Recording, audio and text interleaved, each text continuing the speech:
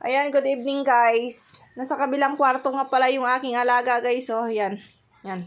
Maayong gabi sa inyong atanan. Abay, may kay Diyos ko Lord. Ay, inkarat niya mga mga maliliit niyang mga laruan guys. Oh, kapoy, nagidya karoon ko magpulot-pulot ba kay daghan diri oh.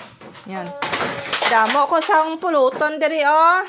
Ay, ambot nga bata iya ay. Oh, daghan siyang kalat niya. Kinsira na may butangan mga tray-tray oh. Ayan oh. Kay kinkalat man niya. Yan. Yan. Yan. Tinatawanan lang ako guys oh. Yan. Hindi pa nakabisi ng pantulog. Yan. Abaw, Ginoo. Kay kapoy, nagit ko magpulot sa mga ampangan sa bata ko ba. Ayan guys oh.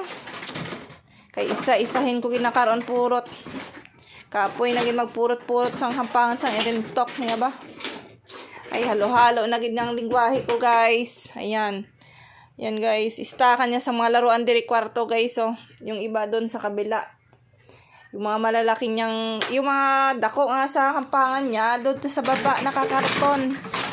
Kaya mga intok, yung tago ko diri kwarto, pag nagusto niya, ay, pinakalat lang man niya, ay, kapuya, gid na gid, guys, oh. Yan.